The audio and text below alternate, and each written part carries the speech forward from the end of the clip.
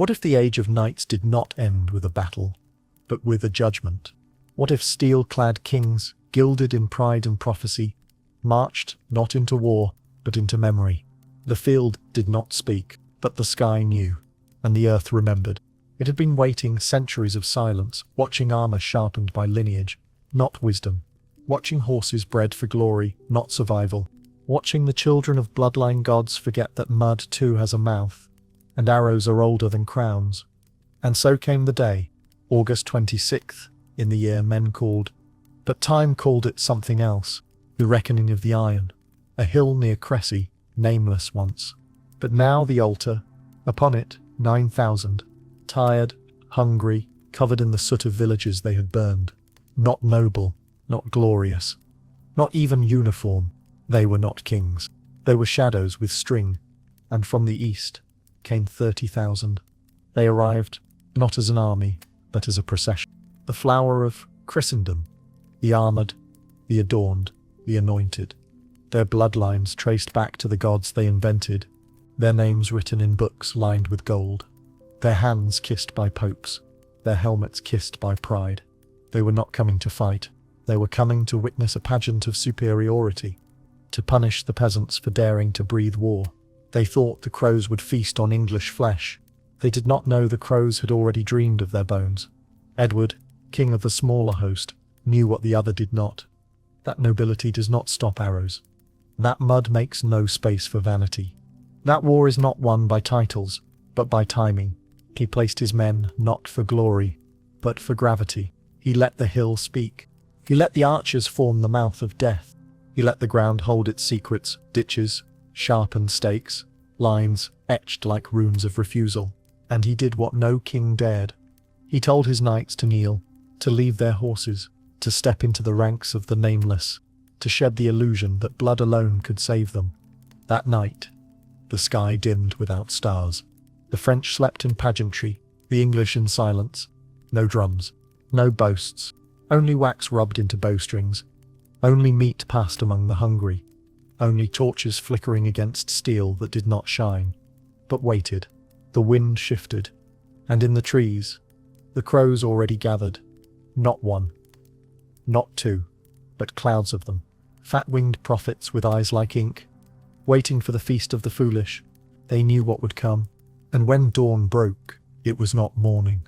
It was a warning. The ground trembled, not with fear, but anticipation. The field, like a closed eye about to open.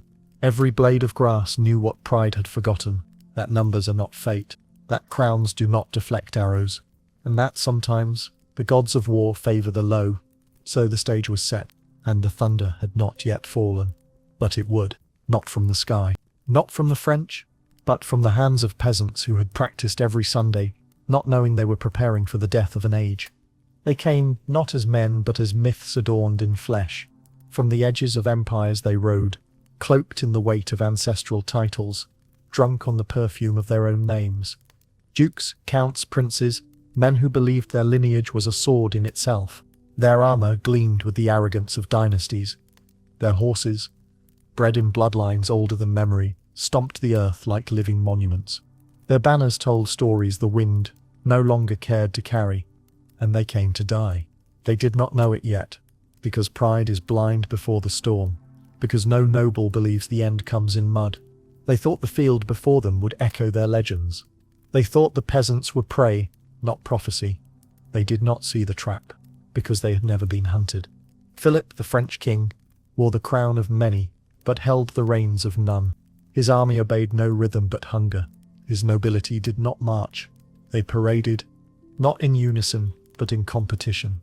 Each one thirsted to be first, first to draw blood, first to be seen, first to claim the ransom of an English king. It was not an army. It was a mirror of vanity, sharpened into swords. Among them rode kings, not just of France, but of Bohemia, of Majorca, of shadows and alliance.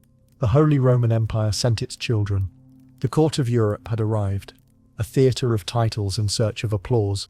And what did they find?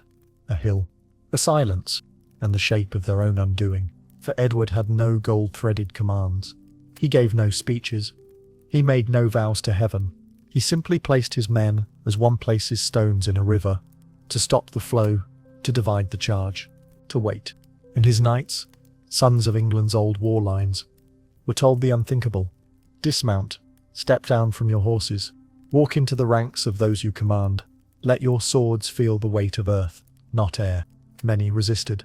Some wept, for what is a knight, if not mounted? What is a noble, if not higher? But Edward knew. The age of the high-born charge was over. This would not be a clash of cavaliers. This would be a crucible. He placed his trust, not in lineage, but in geometry. Arrows would cross in V's. The archers would stand like reeds in the storm, unmoved, and the hill would speak last. Still the French did not see. They rode through the remnants of villages, burned in chevauchés, the English scourge. Fields were ash. Livestock gone. Peasants stood at shattered fences, watching the procession pass with eyes that remembered. The nobles saw revenge. The English saw a trap well set. They arrived late, hungry, armor sweating, trumpets loud. Philip, weary but wise, said, "Wait, tomorrow we strike." But his voice was drowned by the clamour of 1,000 ambitions, by the clash of lances lowering before orders were given, by the echo of honour misunderstood. And so began the unmaking, not with a signal, but with defiance. A mob of glory-hungry lords surging ahead of their king. Discipline broke like old glass. The Genoese led, not by command, but by coin.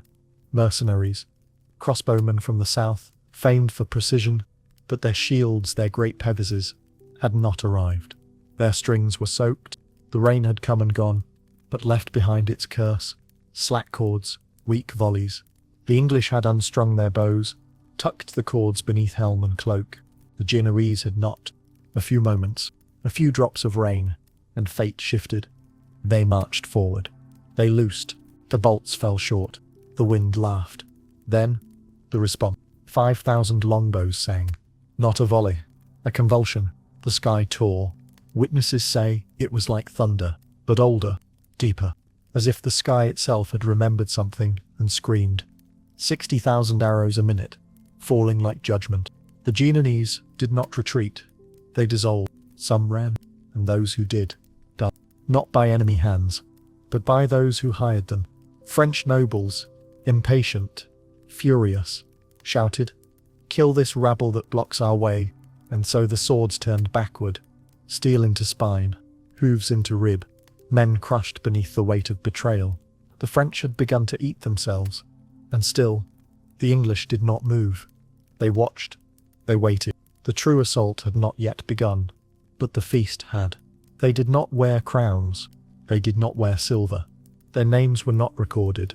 Their deaths, when they came, would pass without song, but their hands held memory. Their arms, shaped by repetition. Their eyes, trained not on glory, but on distance. The archers of England were not born from bloodlines. They were shaped by law, by necessity, by a Sunday ritual, older than parchment. Every week, by royal decree, they practiced, not for war, but for obedience. Boys became men beneath the tension of youth. Their bones bent around the bow, their spines twisted with the weight of draw.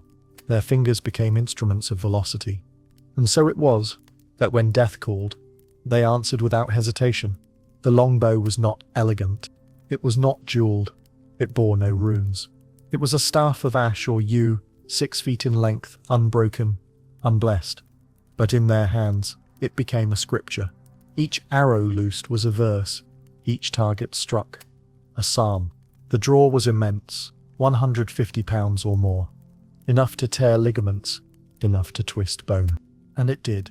In their graves, archaeologists find them, their shoulders uneven, their arms disfigured, left longer than right, muscle attachments torn from the passage of years. They were deformed by destiny. Edward knew this. He did not call them soldiers. He called them certainty, and he placed them in a V, a sacred angle, a funnel of fire, so that every arrow from left and right would cross, would converge, would concentrate death into the center of the world. No knight, no matter how bold, could charge through that unseen blade. The English lines did not shimmer, they did not shine. Wool instead of silk, leather instead of enamel. But their silence was heavier than any trumpet. Each archer had planted his arrows upright in the soil before him, rows of them, like teeth in the earth. They would not run out. And if they did, they would take more. The sky grew thick, and the rain returned, just for a moment, enough to baptize the field. The French still laughed. They believed in their armor, in their horses, in their banners. They believed in the divine right to dominate. They believed arrows could not pierce plate, and in some ways, they were right. From a distance, a good cuirass might turn a shaft, but the arrows were not aimed at armor. They were aimed at eyes, at lungs, at horses. No matter how thick the plate, the mouth of a horse could not resist a bodkin point. No matter how noble the rider, the knee was still flesh. And so when the charge came, it began not with thunder, but with a scream. One horse, then another, pierced in the throat, the leg, the belly. They collapsed, brought down not by sword, but by gravity. Behind them, more horses tripped. Momentum became ruin. Knights fell on knights, steel tangled with screaming beasts. The charge lost shape. It became a crush, and the arrows kept falling. Some hit plate and bounced, but most found their way, through visor slits, through gaps at the armpit, through thighs, groin, throat. The bow did not choose rank. It chose weakness, and the archers loosed again, and again, and again. 12 arrows a minute, 5,000 men. Every 5 seconds, a message to the divine. The field became a crucible. The Genoese were already gone, their corpses scattered between the lines. But the nobles charged forward still. 16 times. 16 waves of gold-threaded pride. 16 surges into the wall of silence. Each one smaller, each one slower, each one heavier with corpses. English archers ran out of arrows, and so they ran forward. Not to flee, but to reclaim. They plucked shafts from bodies, from eyes, from throats, from ribs. They returned to their lines, and they fired again. The French died by their own arrows, loosed once more by foreign hands. The sun moved, but the battle did not. It was not a war. It was a ritual, a death rite of class and tradition, a purging of illusion. And through it all, the archers remained, bent, silent, unmoving, delivering extinction in waves. Night did not fall. It was pushed aside. The light that came was not dawn, but an omen, pale and hesitant, as if the sun itself recoiled from what it must witness. The field was no longer a place. It was a sentence, and the earth, freshly wounded, held its breath. The French came as they always had, with banners raised, with voices high, with lances lowered like the fingers of gods. But gods do not charge into mud. Gods do not trip on corpses. Gods do not drown beneath horses. They once ruled. They came uphill, against geometry, against gravity, against the will of the old world which had already chosen its ending. The hill had teeth, carved by English hands, holes hidden beneath grass, stakes angled like the claws of beasts, each one waiting for a hoof, for a leg, for a prince. The storm had passed, but it had left a gift. Mud, deep, wet, and clinging, to armor, to hope, to history. The knights fell not just to arrows, but to the treachery of terrain. Each footstep sank, each stumble lingered, and once fallen, they could not rise. 60 pounds of steel became a coffin. Movement slowed to agony. Balance became myth. They were no longer warriors. They were monuments to futility, half buried in muck, flailing like insects in tar. Some knights removed their helms to breathe. The archers thanked them with arrows to the face. Some tried to crawl back. The archers thanked them with arrows to the spine. The longbow did not care if the target stood, knelt, or begged. It struck all the same. Yet, still the French came. Wave after wave. 16 in total. Each born from the same womb. Pride. No order. No plan. Only the bloodthirst of title. The panic of legacy slipping through armored fingers. And then, a new figure entered the dream. Not young, not sighted, but royal and resolute, John of Bohemia. The blind king. He had come, not to lead, but to die with dignity. To fall forward, not backward. To remind the world that once, chivalry meant something sacred. He could not see, but he could hear. And what he heard was defeat. So he commanded his knights, "Tie my horse to yours. Guide me to the enemy. He did not ask for safety, he asked for one blow. Just one, in the name of vanished honor. And so they bound him, 5 horses, braided in purpose, a blind man in the center, with sword raised to ghosts. They charged, not to win, but to leave a mark. They vanished into the archers like a stone into the sea. When the silence returned, all 5 horses were still, their reins tangled in death, their eyes open, unblinking. And John still held his sword, still faced forward, still blind. He had not fled, he had not begged, and in dying he had become the last true knight. Edward's son, the Black Prince, found the body, and from it he took a symbol, 3 ostrich feathers, a motto carved in defiance, Ishdeen, I serve, and that service echoed, not in courts, but in the silence that followed. The French still charged, because they could not imagine not charging. They believed there was still honor to be won, that perhaps, if they died loudly enough, the world would not hear the mud laugh. But honor is not immune to repetition, and death repeated 16 times becomes absurd. The oriflamme, the sacred banner of France, the cloth that promised victory by divine right, lay crumpled in the dirt. No hand lifted it again. No trumpet called. Only the rustling of feathers, not from banners, but from crows, circling lower. Their feast was almost ready. The archers stood among the bodies, not cheering, not looting, just watching. Hands still stained, bows still warm, eyes searching the horizon, not for enemies, but for silence. For the first time in hours, the field was quiet, but it was not peace. It was aftermath, and it reeked of nobility. The sun, at last, bled downward. It did not set. It collapsed, as if ashamed to witness what lay beneath its gaze, as if weary of watching flesh become statistics, lineage become compost, honor become mud. The French had charged 16 times, 16 declarations of refusal, 16 attempts to rewrite what had already been etched into the bones of the world, each wave weaker than the last, not from wounds, but from disbelief. They had not yet learned that glory cannot swim through blood. And as they fell, not gallantly, but grotesquely, the English did not sing, they did not celebrate. They continued the ritual. Arrow, arrow, silence. And when the arrows ran dry, again, they did not stop. They walked into the carnage, boots squelching through the noble dead.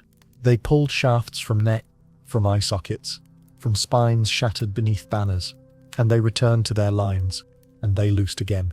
The battlefield gave back what it had taken. It was a loop, a litany, a sacrifice fed and refed, until the air itself grew heavy with repetition. Philip, the King of France, charged with the final wave. His horse fell beneath him. An arrow pierced his jaw. Blood and bone met open air. Still, he tried to rise. Still, he reached for the sword. Still, he believed. His guard dragged him from the field, not as a sovereign, but as a symbol torn from relevance. Behind him, the oriflamme lay forgotten.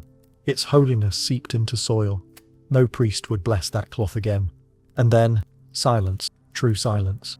Not the quiet between volleys, but the hush of realization. The English did not advance. They did not descend a hill.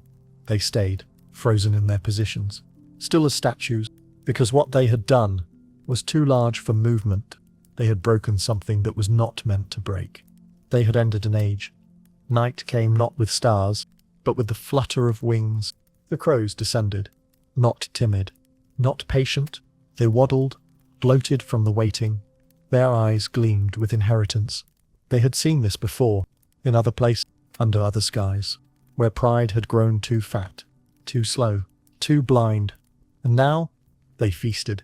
Their beaks sank into the cheeks of dukes. Their claws tore the eyes of counts. Their wings flapped lazily. Too heavy to fly. They did not need to fly. Their banquet was beneath them. And in that grotesque gluttony, there was prophecy. Even the scavengers, those eternal witnesses to mankind's undoing, had more than they could consume. The field groaned under the weight of inheritance. Velvet robes soaked in muck. Silver thread tangled in ribs. Rings slipped from swollen fingers. The peasants came with the dawn, not to bury, but to gather. They stripped the nobles of wealth, laughing at their silks, melting down their armor, turning heirlooms into currency. The same hands that tilled their land now plucked gold from their lords' corpses. The hierarchy had collapsed. The divine right had rusted. The French did not return. The field remained untouched. For days, bodies rotted where they fell. Some said the ground stayed red for weeks. Others claimed the air itself held the screams. Fathers searched for sons among the dead. Squires searched for masters. Priests refused to walk the blood path, because no rite could cleanse this. No prayer could unmake it. It was not a battlefield. It was a turning. And in the years that followed, the world would learn its new laws. Bows would replace swords. Distance would replace valor. Tactics would replace blood. But on that day, none of it had a name. Only echoes. And the sound of crows, too heavy to fly. His eyes had not seen light in 10 years. But he saw more clearly than all the others. John of Bohemia did not need sight. He carried within him the memory of what chivalry once meant. Before it wore gold, before it killed its own, before it forgot how to kneel. He had come to Crécy not as a commander, but as a relic, a ghost still housed in flesh. He rode not for strategy, not for victory. He rode for a reason no longer spoken. When word reached him that the battle was lost, that the French were breaking, that princes lay buried beneath archers' arrows, he did not flee. He gave one order: tie my reins to yours, guide me forward. Let me strike one blow before I fall. And 5 knights obeyed. They lashed their bridles together, a blind king in the centre, the old world flanked by loyalty. They rode into the teeth of death, not for victory, but for memory. And the English, stunned, watched as the old man passed. No hesitation, no fear, only the sound of hooves, and the sword of a man who no longer saw, swinging at sound and shadow, at wind and whisper. He did not cry out. He did not ask for mercy. And when he fell still holding the hilt. His fingers would not loosen, not even in death. His knights died with him, reins still knotted. All 5 horses collapsed as one, as if obeying a final command. And the hill wept. It had seen arrogance crushed. It had seen betrayal, slaughter, madness. But now, it witnessed something else, a death that meant more than victory. The Black Prince found the king's body. He stood over it in silence. And from the broken armor he took the symbol, 3 ostrich feathers.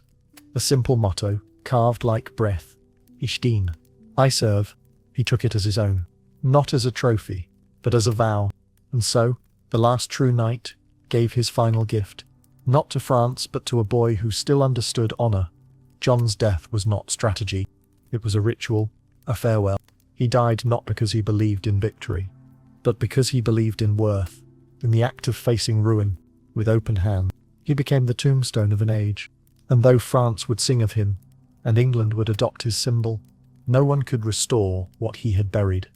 Because with John died the idea that nobility alone made men worthy, that valor alone could bend the world.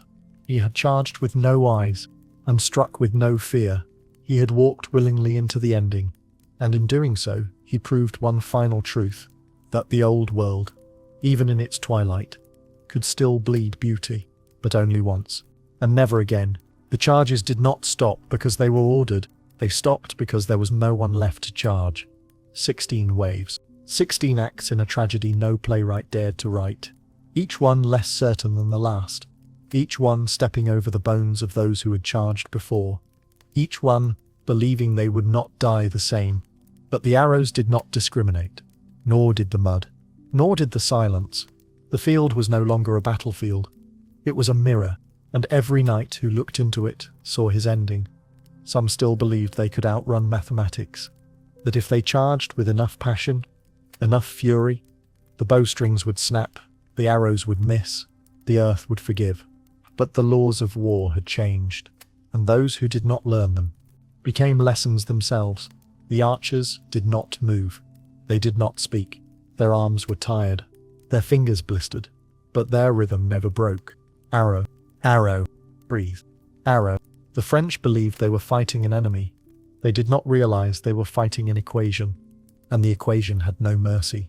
For hours, the slaughter continued. Armor crushed armor. Helmets cracked like eggs. Horses screamed and fell like broken statues. Some nobles fought each other. just to be first into the grinder. They could not bear the idea of dying unseen, so they elbowed, jostled, clawed for the front, for one moment of visibility, before vanishing into the mud. There were no duels, no last stands, only the mass undoing of men who had been promised immortality. Philip the King was among them, struck through the jaw, dragged from the field by force, bleeding, cursing, trying to return.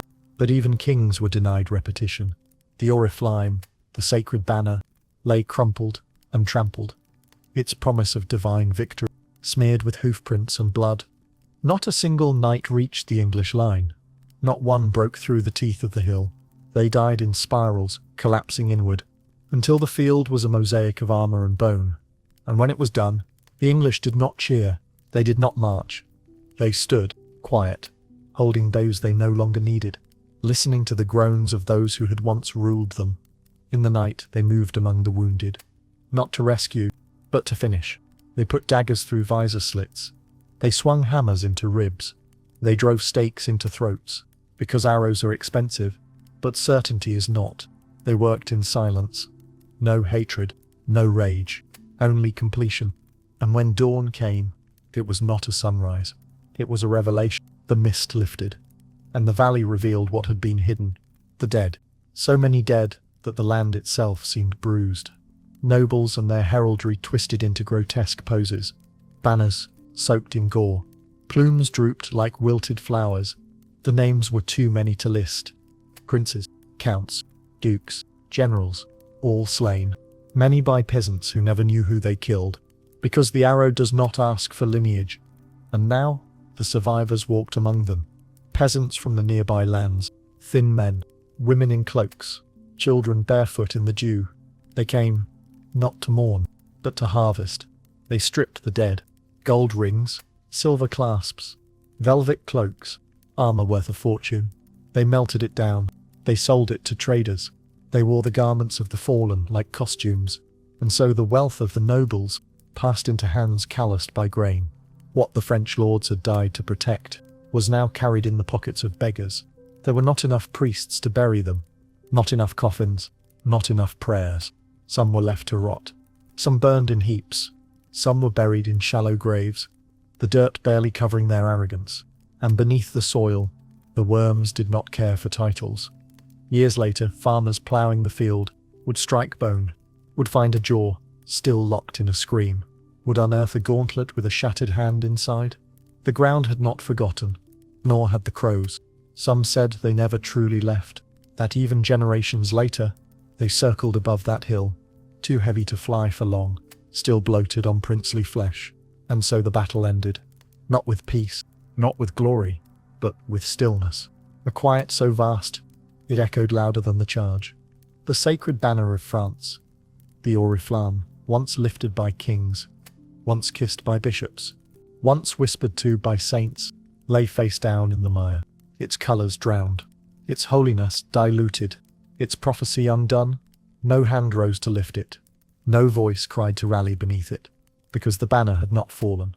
It had surrendered, and with it so too fell the idea it had carried, that some men are born to rule, that God picks sides, that nobility is armour against death. Philip the King, wounded and humiliated, dragged from the field like a corpse that still breathed, left more than a flag behind. He left an era. The knights had charged, again and again, not to win, but to prove they could not lose. And when they did lose, they charged again, to make the loss mean something. But there is no meaning in pattern, only math. And the Longbow had no use for symbols. It cared not for the fleur-de-lis, nor the sacred cloak of royalty. It pierced both with equal silence. The French dead were not arranged in honour. They sprawled, some face down in mud, some curled, hands reaching toward absent weapons, some trampled into paste by their own kind. They died in piles. Nobles, top nobles, legacy suffocating itself. The earth had no more room for pride. And what the Longbow did not kill, the consequence did. Entire houses were extinguished, bloodlines severed like threads burned by lightning. 1,000 names gone, regions without lords, courts without heirs, castles unclaimed, left to dust and ivy. The death toll was not just counted in corpses. It echoed through laws, through inheritances, through empty chairs. The French did not recover, not for a generation. They did not just lose a battle. They lost their center. Their structure, built for men on horseback, could not stand on broken knees. The English, weary and stunned, continued their march. They did not linger. They did not look back. They left the hill behind, a monument built not of stone, but of silence. And in that silence, the idea of chivalry turned to ash. For 500 years, the knight had ruled war, steel on horseback, courage in plate. A man made more than man by birth, by ritual, by blade. That myth ended in one afternoon. The arrow had replaced the sword. The line had replaced the charge. The unknown peasant had replaced the legendary prince. And the oriflamme remained in the dirt, unlifted, unwashed, unworthy. No one dared claim it, because to lift it again would be to lie, and too many had already died for lies. The French would remember Crécy not as defeat, but as revelation, not a failure of courage, but a failure of belief. That day, arrows proved stronger than prayer. Geometry outlasted blood, and the sacred cloth that once declared divine destiny became just another rag in the rain. The crows did not leave, even as days passed and the stench deepened, even as wolves came down from the woods, silent and clean, even as rot soaked through the velvet of coronets. The crows remained, not because they were hungry, but because they were learning. They hopped from corpse to corpse, too bloated to fly, too heavy with inheritance. And in their eyes, the world had changed. Where once men wore armor like halos, now they lay broken, splayed, desecrated. Where once titles had weight, now the wind tore parchment from the pockets of the dead. Where once the nobility of France ruled by divine law, now they were meat.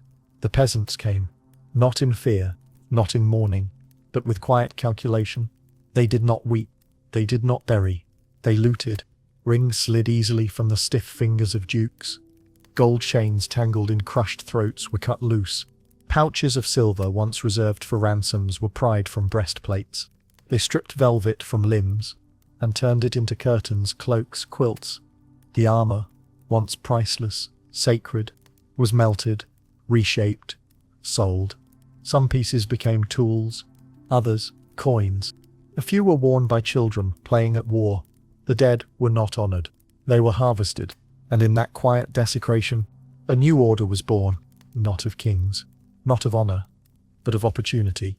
The line between ruler and ruled had blurred, not by politics, but by entropy. When a peasant wears the ring of a prince, what does it mean to be noble? When a wolf nests in a cloak stitched for coronation, what is legacy? The French court reeled, power scattered like birds startled by thunder. Entire bloodlines erased in one afternoon. Lands left without lords, wards without guardians, crowns without heads to rest on. And in that vacuum, a question began to form, whispered, unspoken, dangerous. If nobility could die so easily, was it ever divine? If a farmer could kill a count with a stick and a string, was the count ever chosen? The answers did not come from scholars. They came from the land, because the land remembers. And every spring, when the ploughs bit deep into the soil of Crécy, they struck metal, a buckle, a shattered pauldron, a rusted helm, its plume long devoured. And sometimes, bone, a jawbone clenched in silence, a hand still grasping a useless sword, a ribcage bent inward by horse hooves. The farmers would pause. They would say nothing. They would bury it deeper, or leave it for the crows. Because the past, once broken, should not be rebuilt. They called it the field of the cloth of gold, not for its glory, but for the opulence found on the dead. Silk rotted in the grass, embroidered crests faded under rain, gold-threaded banners tangled in briars. Even beauty had drowned. The battle became legend, then myth, then memory, and finally, it became forgotten. Only a small stone remains, a monument, a whisper. Tourists rarely stop. The world moved on. But the field remembers. It dreams in rust. It breathes in moss. It holds the echo of the thunder that fell without warning. And every now and then, when the wind comes from the north, it carries a sound, not of drums, not of hooves, but of strings drawn tight. of arrows in flight, of a silence that was once louder than war. The world did not shatter that day. It exhaled, softly, almost kindly, as if unburdened. The field near Crécy did not roar with fire. It whispered, the kind of whisper that comes not from mouths, but from stone, from tree roots, from the old dust beneath men's feet. The kind of whisper that sounds like a question, but is actually a verdict. On that slope, soaked in blood, both royal and nameless, the Middle Age folded in on itself, a parchment torn, a myth unwritten, a circle closed. No angel descended, no trumpet sounded, only bows, bent and silent, their work complete, only crows, still watching, still waiting, and the silence. Ooh, the silence! It was not emptiness, it was memory, a memory older than kingdoms, older than steel, older than the idea that some men are born to stand above others. Crécy was not just a battle, it was an unveiling, a lifting of the veil worn for centuries by those who believed that bloodlines blessed them, that armor anointed them, that birth alone could grant invincibility. But arrows do not ask names. Mud does not read titles. Death does not kneel to ceremony. And so the truth was shown. That firepower defeats valor. That preparation defeats pride. That reality, when it arrives, does not care what you were promised. The English longbowmen did not conquer France that day. They conquered an illusion. They proved that sacred blood can clot, that 1,000 years of tradition can be unmade, by 5,000 hands that practiced every Sunday and aimed without reverence. And the greatest tragedy, even this revolution was temporary. The longbow, like the knight it slew, would soon be slain itself. Gunpowder would arrive, and, with it, a new silence, louder than any thunder, a weapon any hand could wield. No practice, no deformity, no poetry, and the longbow would fade into the same shadow it once cast over chivalry. Progress does not grieve, it buries and builds. But for one day, for one sacred afternoon, 5,000 bent bows carved open the heavens and rewrote the myth of power. No king's decree did it, no saint's blessing, only the geometry of survival and the ritual of practiced hands, and the blind king of Bohemia, his eyes open in death, still swinging at a future he could not see. He was not the last to die, but he was the last to believe. His sword now rests in earth, his oath carried by feathers, his myth entombed in a whisper. I serve, and the field sleeps, not peacefully, not proudly, but with the silence of understanding, because in the end, all banners fall, all blood forgets its name, all bones find the same soil, and what remains is not the knight, not the arrow, not the crown, but the memory that once for a moment, the truth was louder than the lie. Time did not forget the hill. It simply buried it.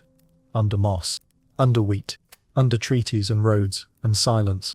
But beneath the surface, the choir still sang, not with voices, but with bone, not with harmony, but with rust.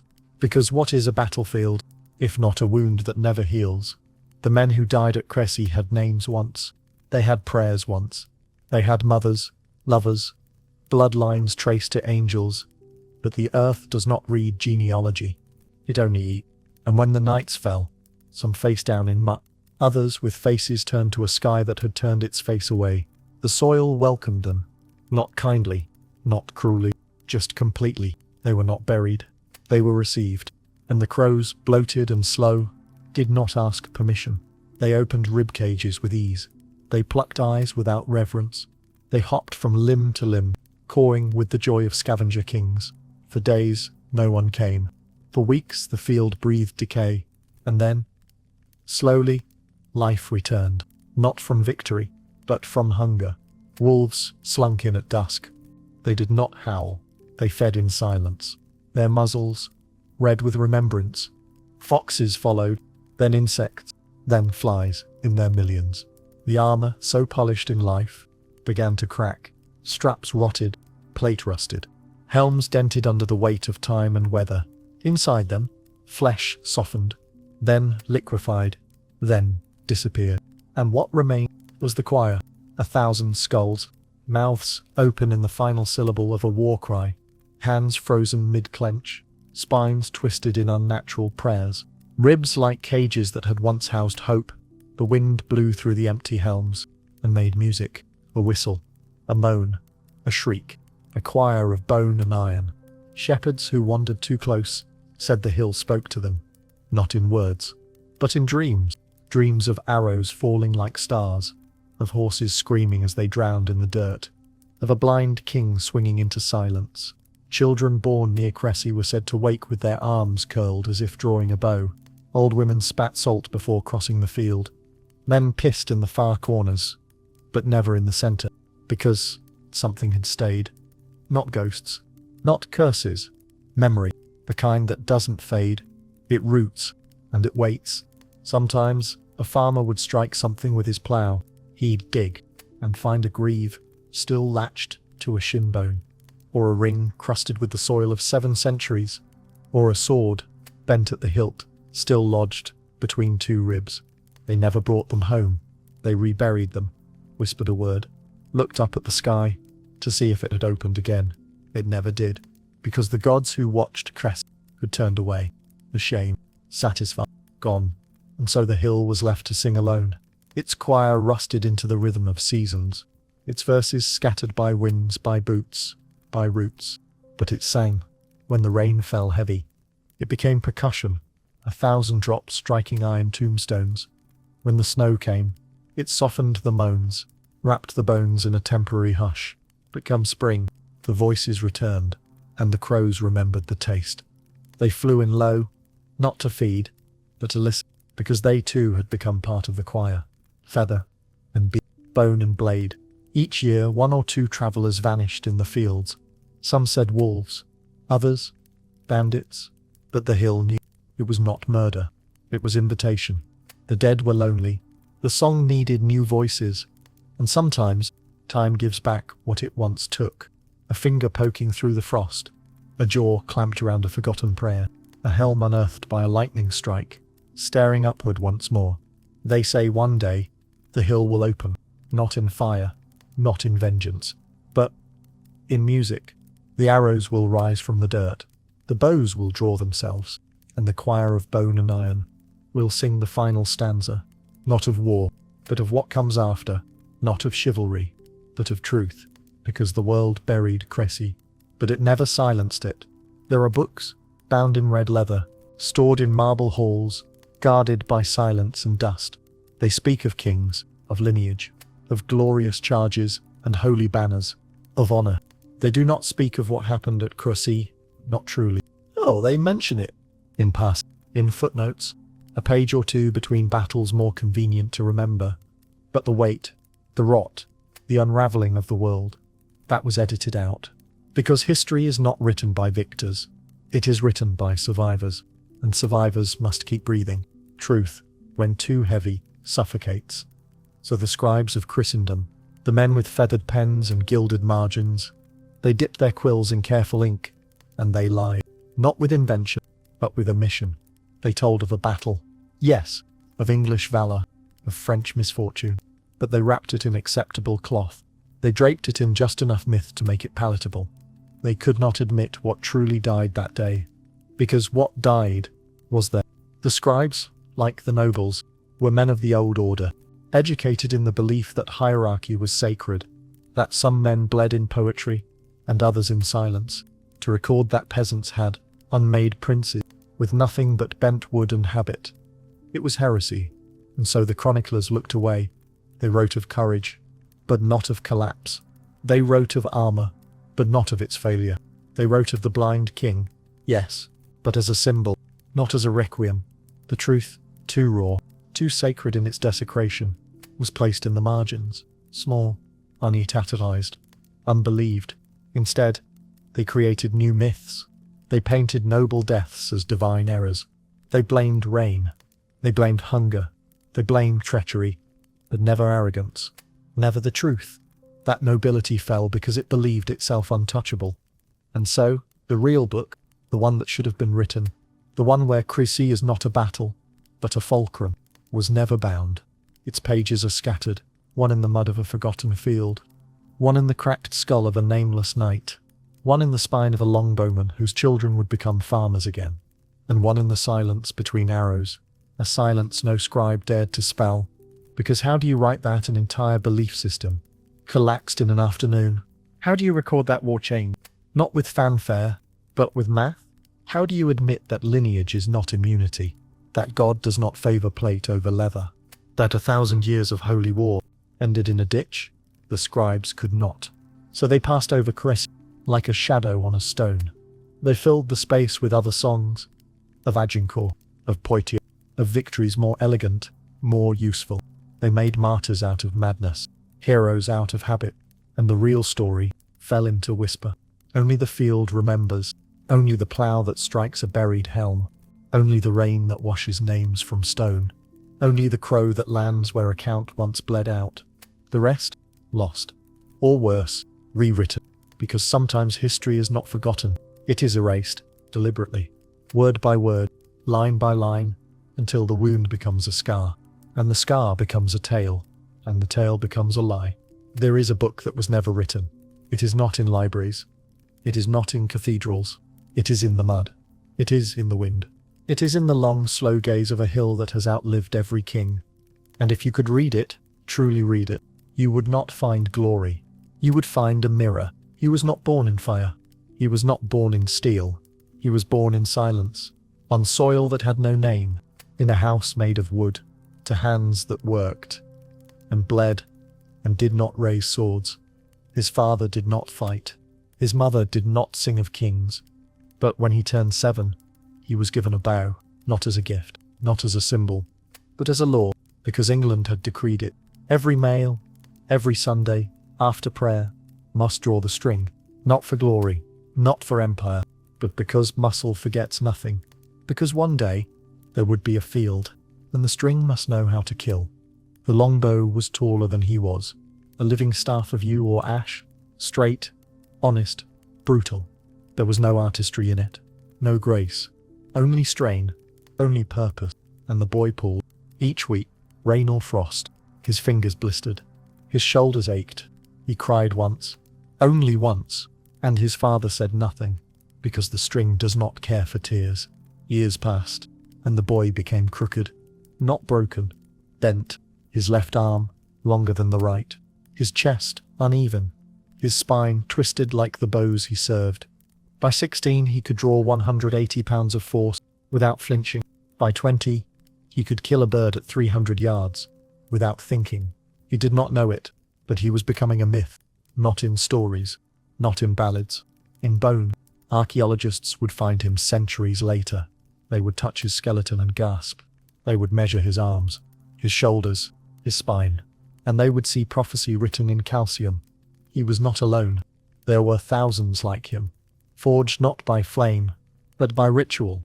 They came from the hills, from the swamps, from the edge of England's green breath.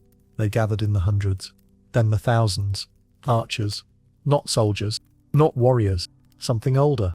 Their oaths were not spoken.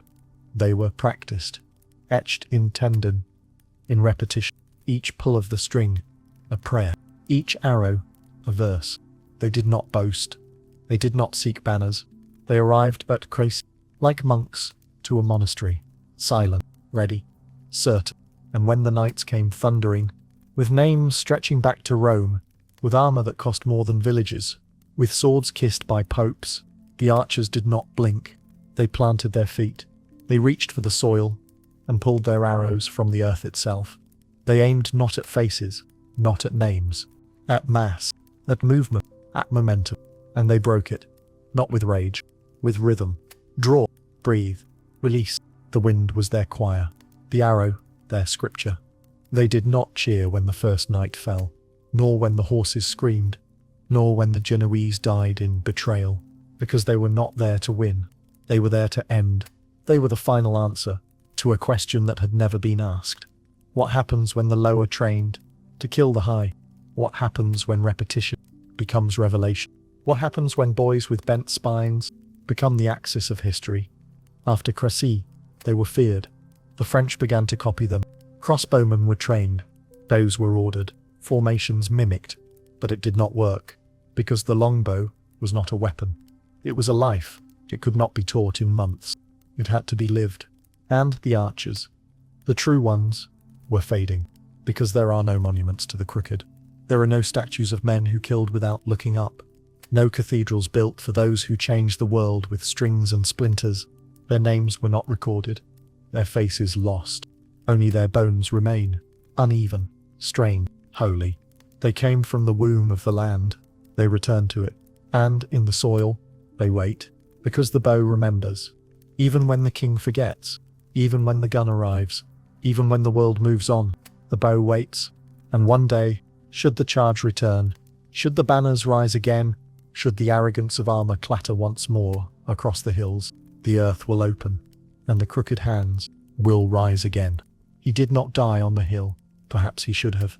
The other kings did. In glory, in blindness, in silence. But Philip of Valois, king of France, anointed by heaven, crushed by arrows, survived, and, in doing so, he lost everything. He did not ride from Crécy. He was dragged, blood down his chin. An arrow snapped in his jaw, armor dented like a reliquary struck by lightning. He screamed, not in pain, but in disbelief. His guards forced him back, out of the mud, away from the banner he had abandoned. Through the corpses of friends and flatterers, he clawed to return, because he still believed. In honor, in rank, in destiny. But the hill had already spoken, and Philip would carry its curse, not for hours, but for years. He was not broken that day. He was reshaped. A king not of Christendom, but of ruin. He returned to Paris, not in triumph, but in whispers. He entered no gates. He passed no crowds. He sat alone in a carriage, while church bells rang with confusion. The court waited, poised to explain the loss. Rain, fatigue, mercenary failure. But Philip said nothing, because the truth had followed him, clung to his robes like blood that would not dry. He had seen it, the geometry of death, the math of defeat. He had heard it, the arrows hiss, the night scream turned childlike. He had felt it, the weight of betrayal, the softness of lineage when struck by precision. The nobles who survived, few as they were, looked to him. He looked away, not from shame, from clarity. They asked what came next. He did not answer, because what comes after the end of belief? Philip ruled for years, but not truly. He sat on the throne, crown tilted from the weight of knowing. He watched his court with new eyes. Each lord a corpse he had seen once, crying under hoof, begging in Latin. He rebuilt the army. He mimicked the English. He trained bowmen, ordered new tactics, but none of it mattered, because he understood. You cannot imitate revelation. You cannot copy prophecy. And Crécy had not been a battle. It had been a sentence. And he had been spared, only to remember it.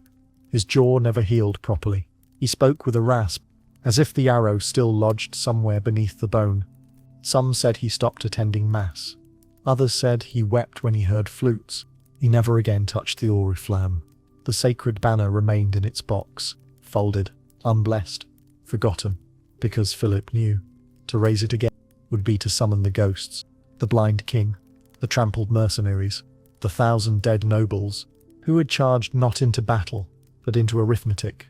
His advisors urged war, his generals begged action. But Philip spoke little, and each time he raised a hand in council, it trembled, not from age, but from memory.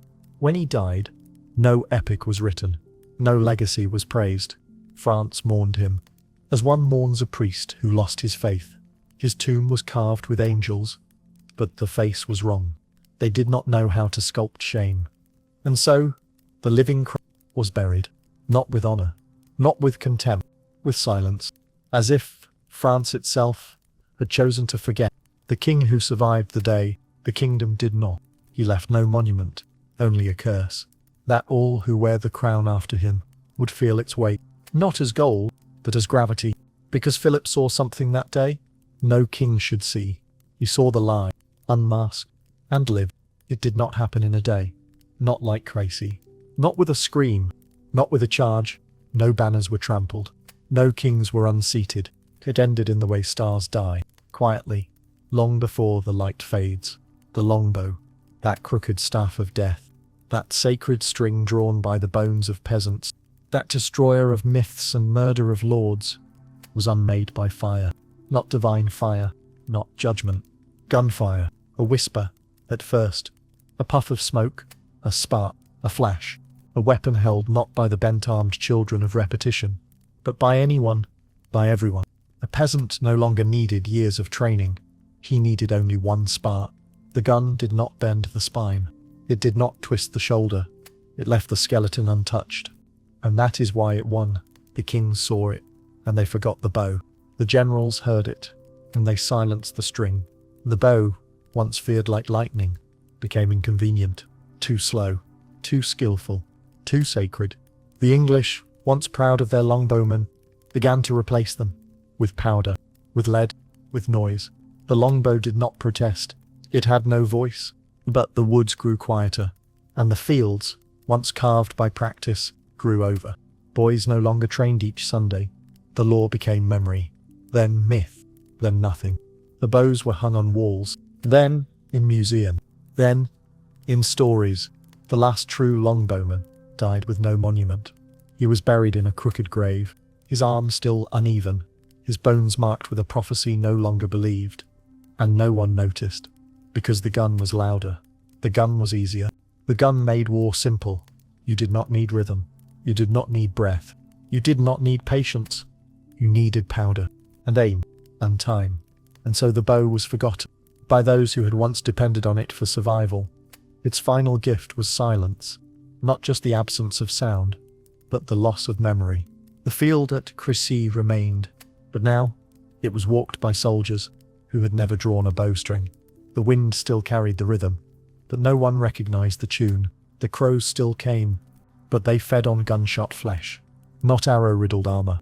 And the choir of bone and iron, the sacred chorus of bent spines and practiced hands, was silenced by smoke. The arrow could pierce steel, but it could not pierce time. And when the guns fired, the bow did not fall. It faded, and faded is the crueler death, because it is not remembered. It is replaced. The very thing that unmade the night was itself unmade by fire that did not ask permission. And now we speak of chivalry. We speak of valor. We speak of knights and banners and kings. But rarely, so rarely, do we speak of the bow, the sacred engine of change, the crooked revolution. Because to remember the bow is to remember who truly ended the age of iron princes. It was not thunder. It was rhythm. It was patience. It was repetition. It was a boy in the rain, pulling a string until his fingers bled. It was a man with a twisted spine, who aimed at a king and did not miss. That was the moment, and the fire came after, not to destroy the bow, but to erase it, and so it did. And now, when war comes, it is noise, it is chaos, it is anonymous. There is no poetry, only numbers, only fire, only forgetting. But beneath the soil, in the roots of old yew trees, in the bones unearthed by spring ploughs, the bow remembers, and it waits, because everything that ends in fire leaves behind ashes. And sometimes, in the silence after thunder, you can still hear the faint twang of prophecy.